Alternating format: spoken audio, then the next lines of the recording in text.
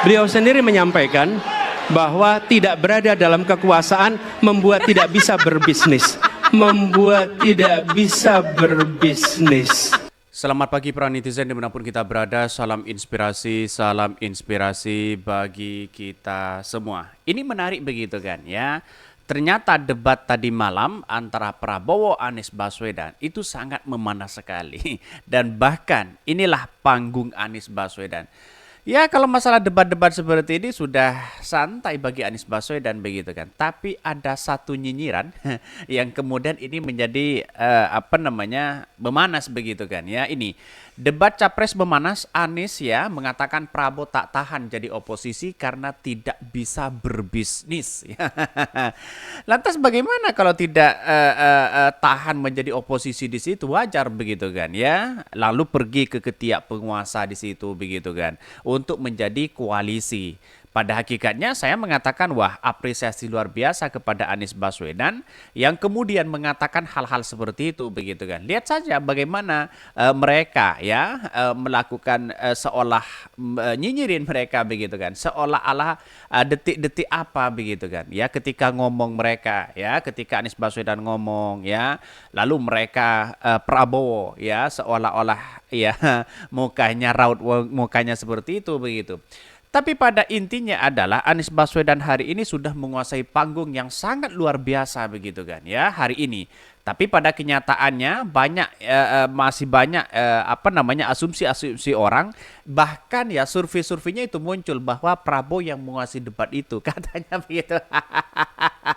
Ini gimana begitu kan? Kan tidak sinkron begitu kan antara lembaga survei dengan ya menguasai panggung. Jangan-jangan orang yang kemudian melakukan survei itu ya tadi malam mungkin tidak nonton begitu kan ya, atau hanya nonton dalam mimpi ya. Banyak sekali hal-hal seperti itu. Ada yang berkomentar begini, ini salah satunya. Makanya introspeksi dulu baru menyindir. Malam ini serangan Prabowo ya bagau kan ya sengkata makan tuan, senjata makan tuan. Secara pengetahuan berbangsa dan bernegara ya Ananda ya kalah telak Prabowo dengan ya Anies Baswedan katanya begitu. Ya memang jelas mereka begitu.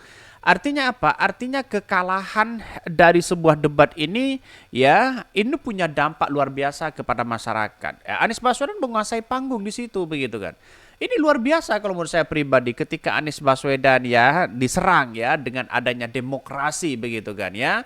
Hari ini bahkan Prabowo mengatakan kalau demokrasi ini hancur kacau tidak mungkin Anies Baswedan menjadi gubernur. Kalau Pak Jokowi menjadi diktator tidak mungkin Anies Baswedan menjadi ya gubernur katanya pada waktu itu begitu kan.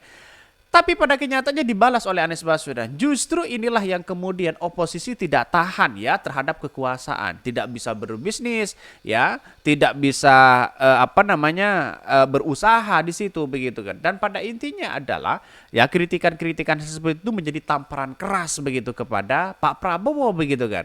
Seolah-olah mereka mengkritik demokrasi begitu kan, tapi pada akhirnya kena mereka begitu. Dengan apa yang disampaikan oleh Anies Baswedan di situ. Sangat luar biasa memang begitu kan. Ya kita lihat saja begitu dalam video-video ini begitu ya. Jadi saya kira benar juga sih apa yang disampaikan Anies Baswedan. Ternyata Prabowo begitu kan ya. Tidak tahan ya pada oposisi selama ini begitu kan. Ya yang saya sampaikan tadi bahwa satu sisi menjadi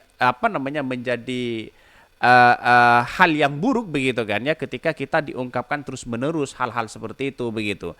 Saya kira dalam artian bahwa debat ini sebenarnya bagaimana ya mengambil hati rakyat yang sebenarnya di situ begitu. Ini salah satunya.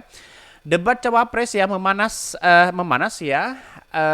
Anies Baswedan mengatakan ya Prabowo tak tahan jadi oposisi karena tidak bisa berbisnis ya katanya begitu. Ini debat capres 2024 yang digelar KPU Selasa ya memanas. Dua capres yakni Anies Baswedan dan Prabowo Subianto saling sindir soal demokrasi. Momen itu terjadi saat Anies yang mengomentari keputusan calon presiden nomor urut 2 Prabowo Subianto yang memilih menjadi bagian dari pemerintahan Presiden Joko Widodo. Menurut Anies, langkah tersebut membuktikan Prabowo tidak tahan menjadi oposisi. Ini sontak sekali begitu kan. Ya ramai sekali di situ begitu. Dan pada akhirnya apa yang terjadi begitu kan. Yang terjadi banyak spekulasi di situ ya, saling serang sana sini begitu kan. Bahkan para pendukung-pendukungnya ya dari Prabowo itu ya seperti seperti Budiman Sujatmiko, latah mereka begitu kan, mendengar narasi-narasi Anies Baswedan yang sangat luar biasa di situ begitu. Dan pada akhirnya orang mengakui bahwa ini adalah panggung Anies Baswedan begitu kan. Bahkan Anies mengatakan dalam sebuah proses demokrasi ya terdapat dua kekuatan utama, yakni pemerintah dan oposisi. Kedua kekuatan tersebut sama-sama terhormat dan penting. Oposisi berperan ya sebagai pengawas pemerintah dan memberikan pandangan ya berbeda ya agar masyarakat dapat menilai kebijakan. Itu betul begitu kan. Jadi artinya apa? Artinya secara asumsi orang bahwa oposisi itu begitu kan ya sebagai bentuk kontrol terhadap pemerintah di situ begitu. Dan pada akhirnya apa yang terjadi?